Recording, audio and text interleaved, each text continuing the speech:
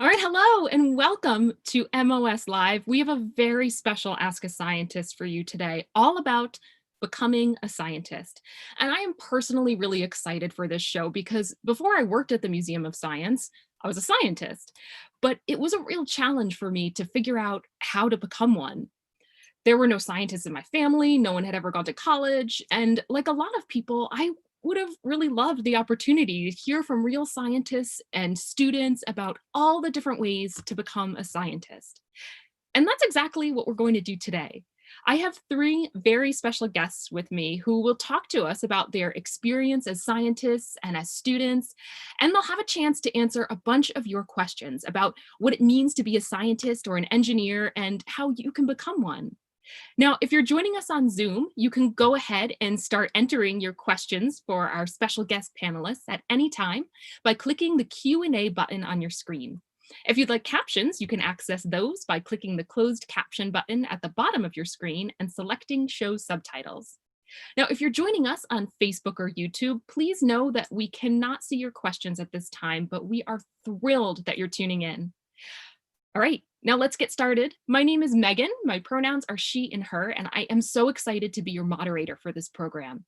And now I'd like to invite our guests to go ahead and turn on their cameras and microphones and introduce themselves.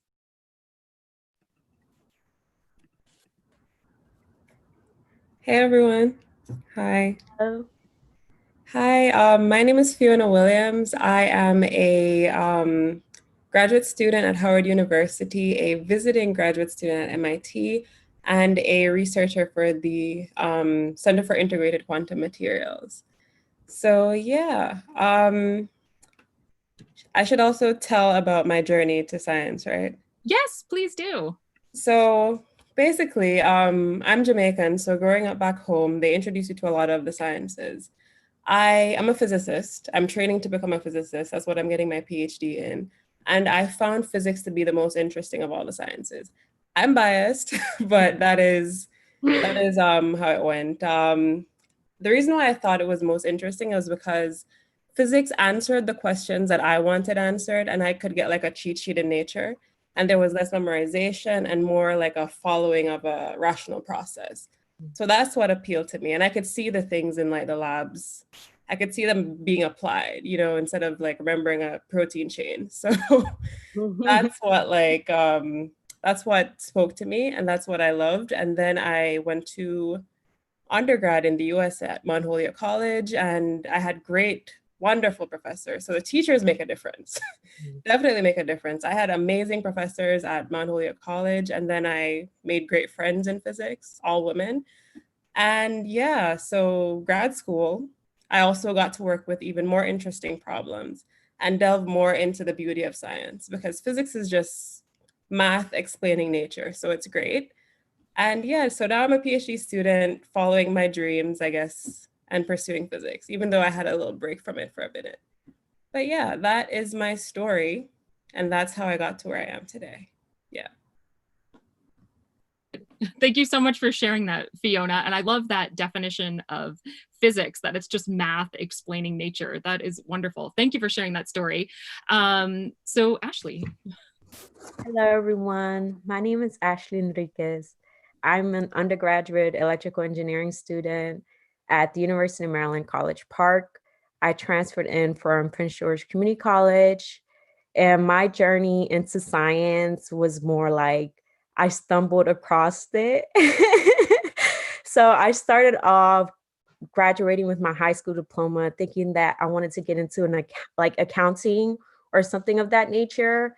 So I ended up working under the chief financial officer at this small engineering firm, which is how I came across to engineering. And I realized that, hey, there's some problems in the world of engineering that I can envision myself solving. So that's how I decided to pick up a, a degree into electrical engineering. But to do that, I was a working mother. So Prince George's community college in general just allows that flexibility to go to school and work at the same time. And then eventually I obtained my associate's degree. I transferred into a four-year institution, and now things are a little more settled in. So I eased my way into a four-year institution, and for the most part, I have conducted research at the Center for Integrated Quantum Material as an undergraduate student in physics. And I realized that engineering, what it is science, applying science pretty much. And I feel like having that background in science can definitely help you understand engineering in a broader sense. So yeah, that's my journey. Great. Thank you so much, Ashley, for sharing that story. And we will also hopefully be joined very soon by Dr. Tina Brower-Thomas, who is a professor at Howard University and also the director of education for the Center of Integrated Quantum Materials, which is based out of Harvard and also affiliated with MIT and Howard and other universities. We're having a couple of technical difficulties with Zoom, but hopefully we will get Tina on with us very soon to share her story and her insights with us as well. All right, well now, I want to thank you both again for being with us. And we are going to get to some questions from our audience very soon.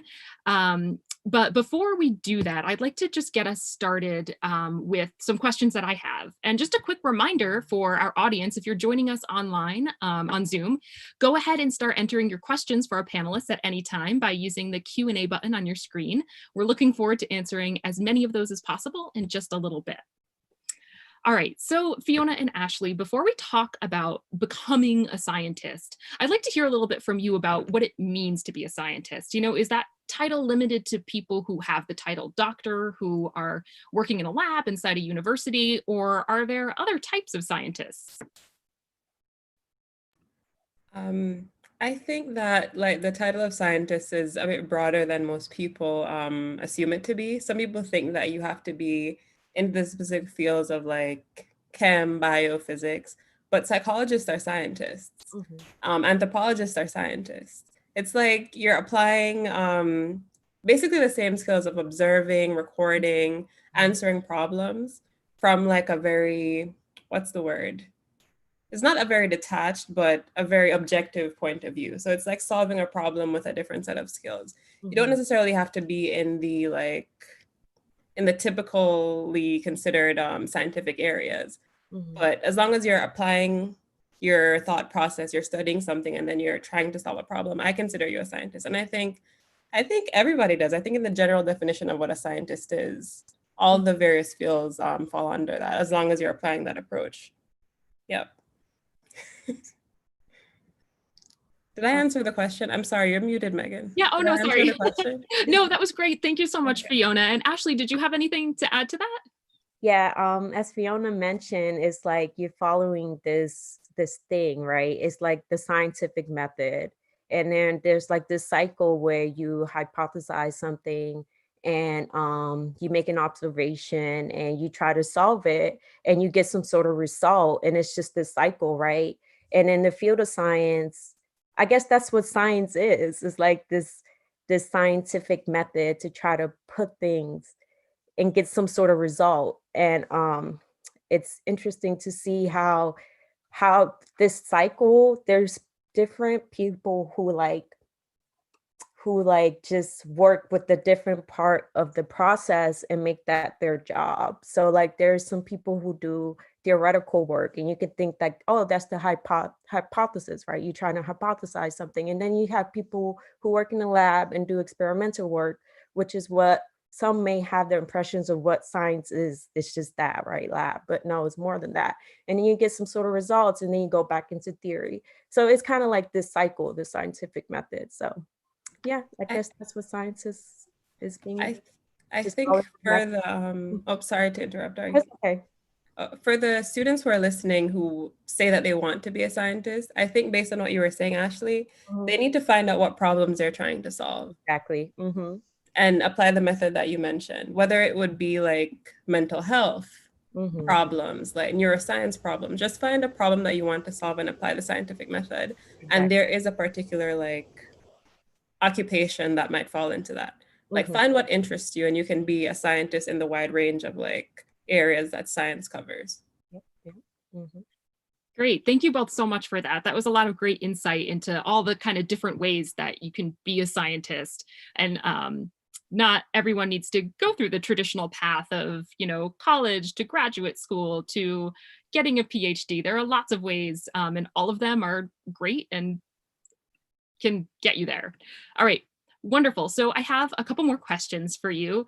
So there are a lot of different types of scientists, but it seems like there are some common traits that kind of make a good scientist. So, what are some of those traits that kind of qualify a good scientist? I think one thing that I have come to discover during my time doing research is you have to have some sort of intuition, and I believe that the thing about science is that you're trying to solve this problem, right? And then you're venturing into something really new sometimes, and it's just like you have to realize that you have to make some sort of decisions, and then sometimes your intuition could just really help with that, and sometimes reading on it is alone is just not going to help, but kind of like using everything you've gotten so far and then using that intuition can really help you get things going. So I feel like that's one trait that as a scientist is important to have. Hmm. An important trait that I've found over the years of studying science is perseverance. Hmm. A lot of it. For the people who are particular, maybe in a class that's a bit hard. I know everybody hears physics and they shriek like, "Oh my God!"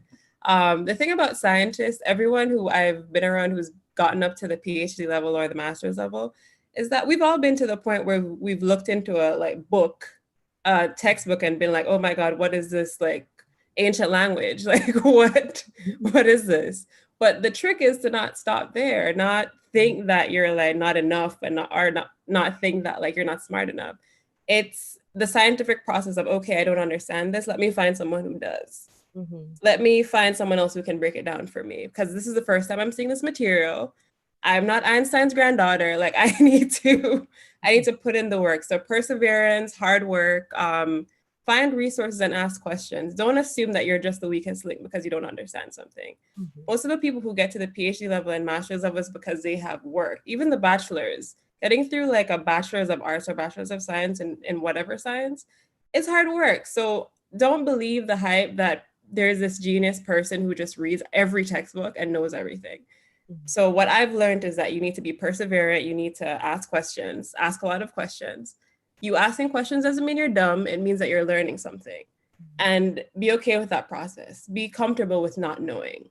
That's what I found being a scientist. And you can apply that to your research in the lab. Be okay with not knowing the answer to the question, because that's where you're going to be when you're doing a PhD. You're not going to know the answer. And you need to be okay with that and find your resources to solve it. Yeah. So persevere and be very diligent. Also, I want to give a shout out to the one Jamaican I saw in the chat. Hey, friend. Oh, wonderful.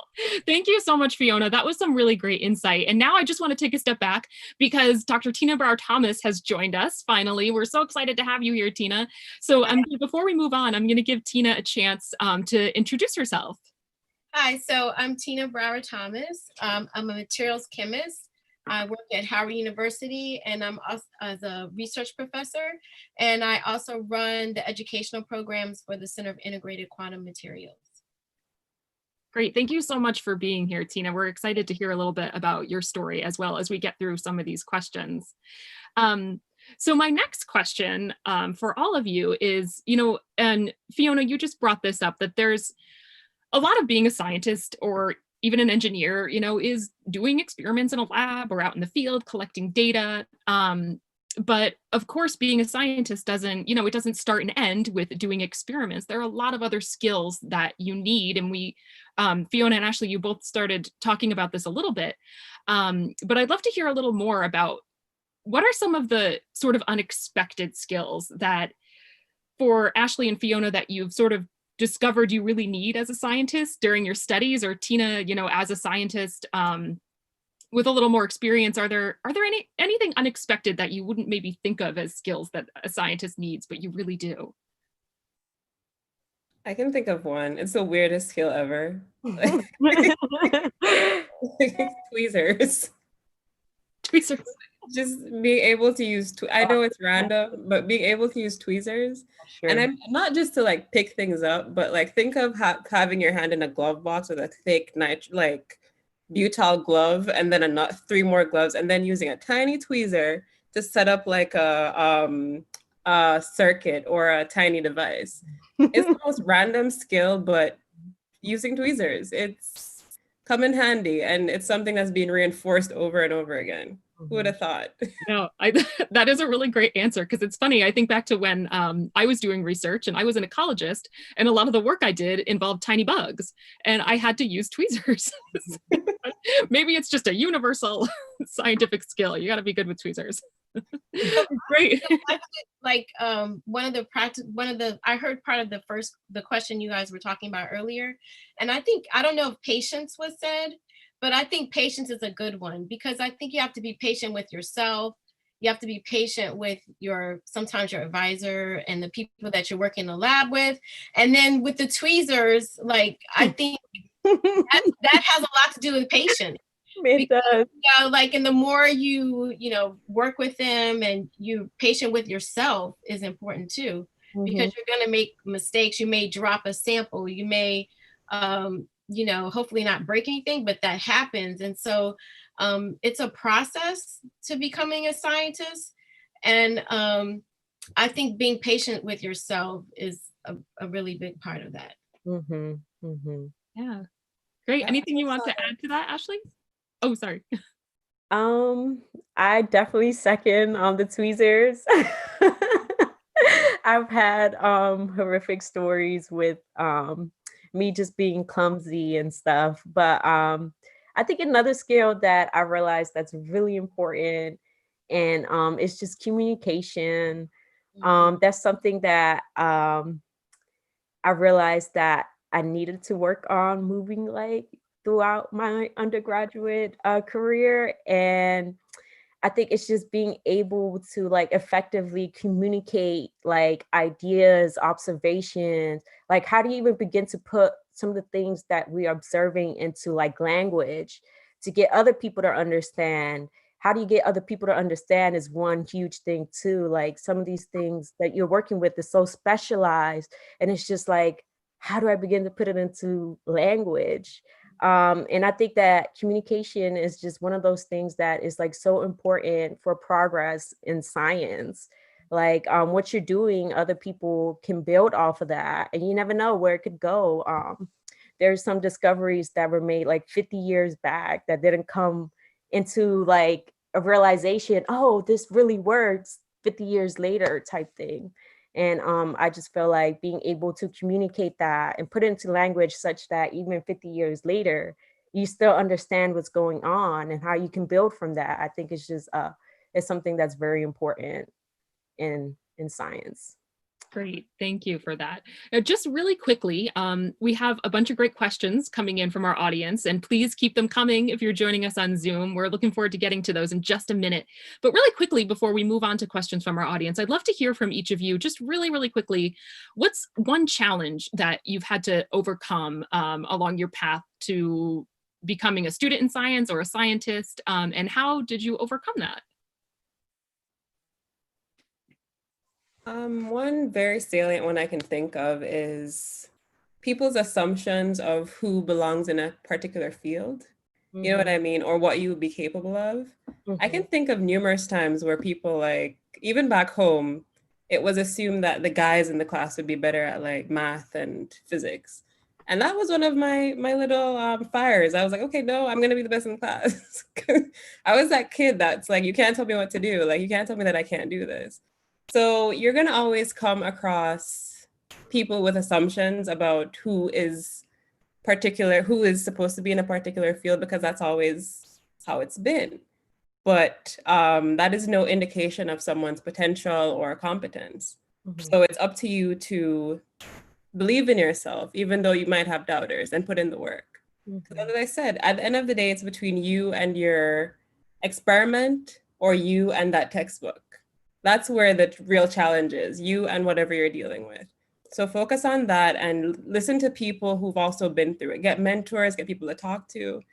But yeah, if I listened to all the naysayers who told me that I wouldn't be able to do math or physics wasn't my subject, I wouldn't be getting a PhD in it. So all of you who are hearing this, just tune it out and put in the work. Just put in the work. Great, thank you. Ashley or Tina, anything to add to that? I think that's exactly what I was going to say, is coming across people who try to define who you are, or try to put you into sort of a box, and just really being able to be true to, and stay focused on what it is that you want to achieve. And I think a good way to do that is to make sure you trust that you're doing what you're supposed to be doing, and then believe that some of the things that you have that are unique to you, are for you to help you through the process. So, we talked about perseverance.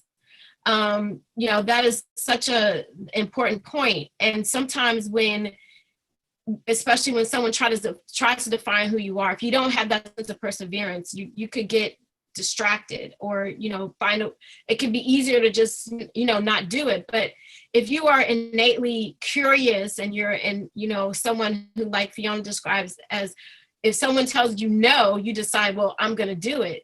Those skills, like, you can't teach that. That's something. So a lot of people, they may even be better at math.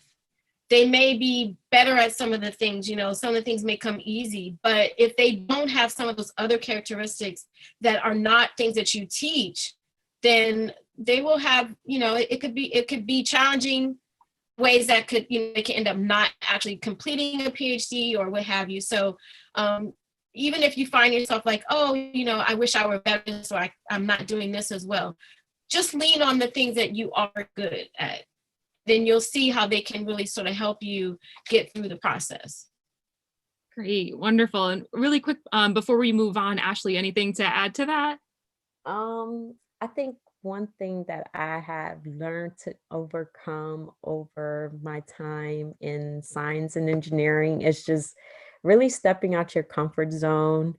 That's something that you just learn. As Dr. Brower mentioned, that's just a skill that is not taught. That's something that you kind of have to learn yourself from, based off experience and things like that. So just stepping up your comfort zone. That's what science is kind of like doing, right? You're trying to explore this new thing, something that, maybe is not very well known, very specialized. And it's just like, well, you're really stepping outside that box. And not only are you stepping outside the box in science, but with yourself as well. You really have to put things into realization.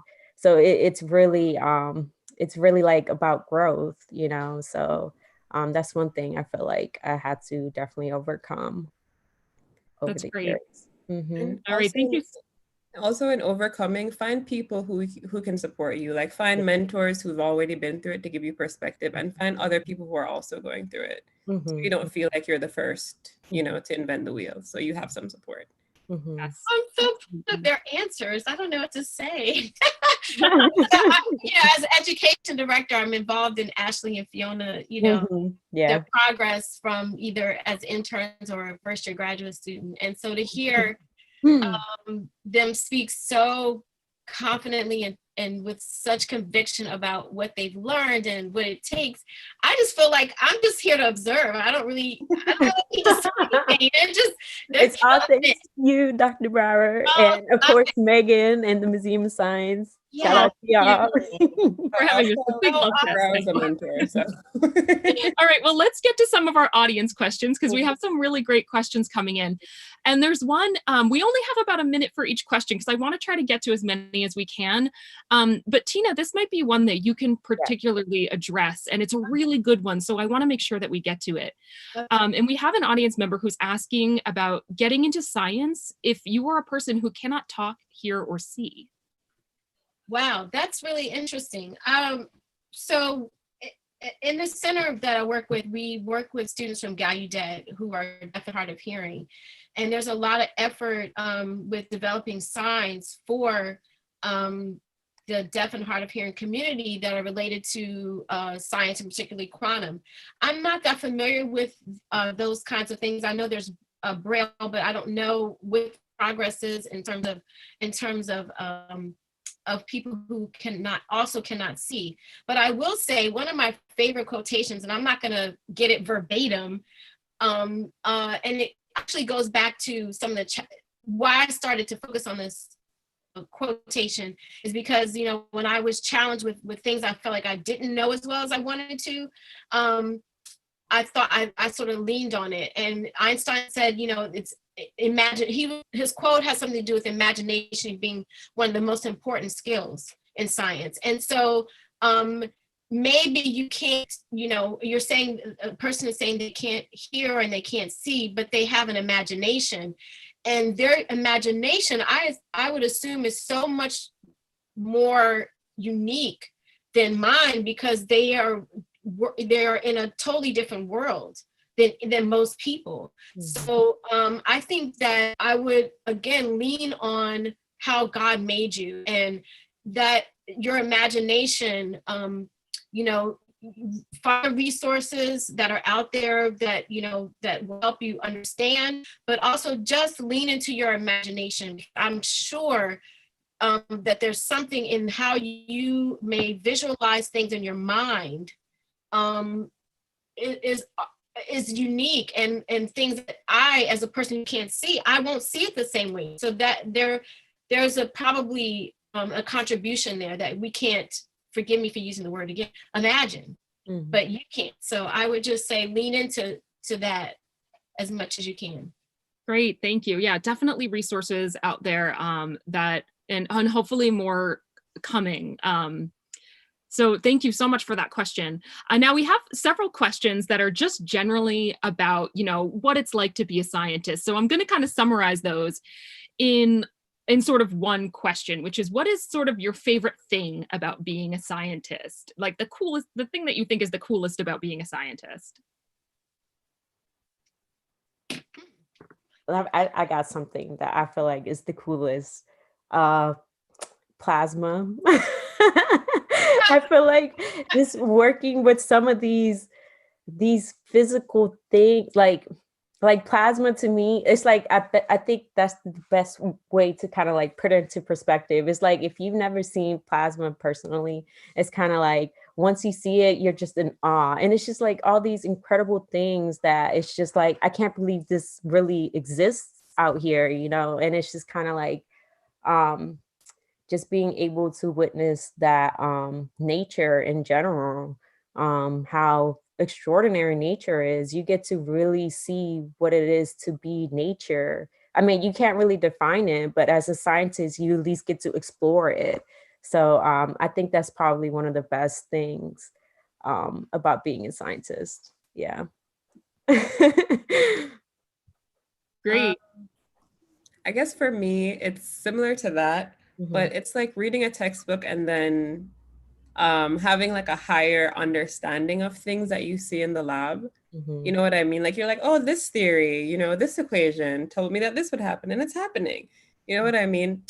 To see how beautifully math applied to like the physical sciences explains everything. I'm like, how smart are we? You know what I mean? To be able to see these variables like turn out to actual physical things. That's what is really amazing about physics to me. It blows my mind that human beings were able to come up with, to use math, just numbers and sometimes letters, to explain physical things. That is the wowza for me. I'm forever like in awe of that.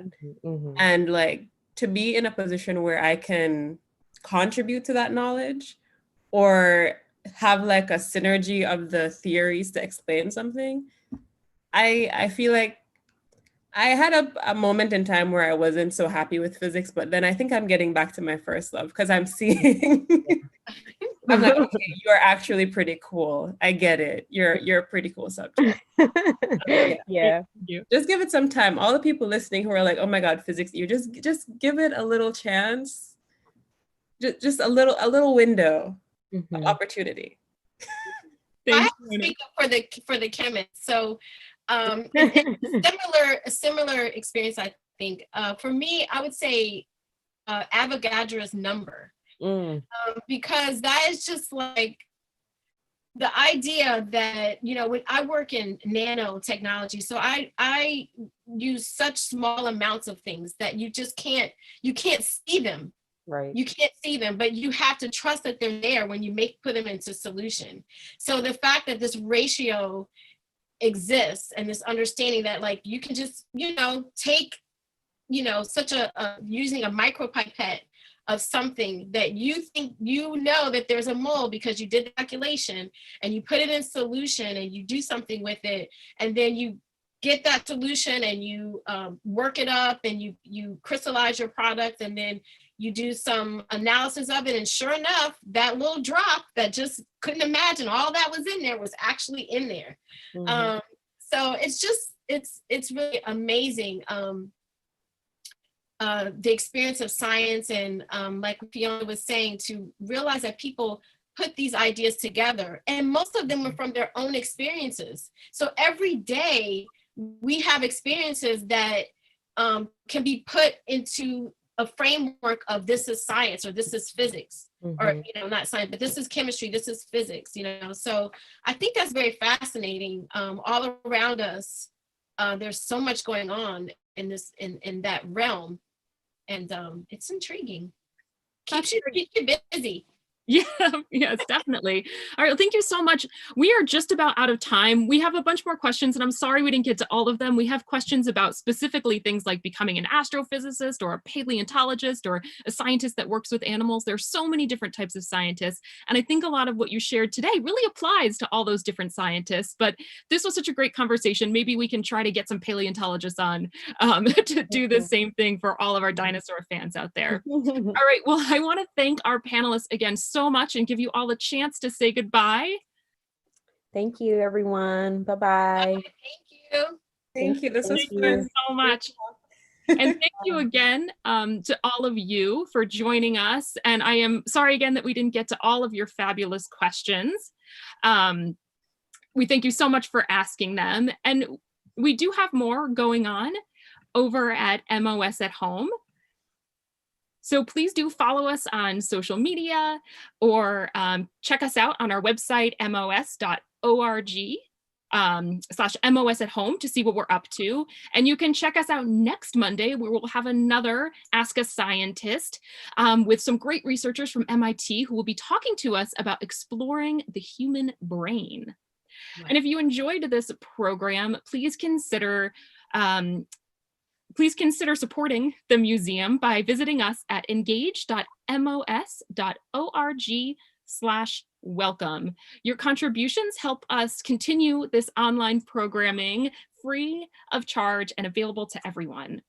All right, thank you again to our panelists so much, and thank you to you for joining us, and we will see you next time. Bye.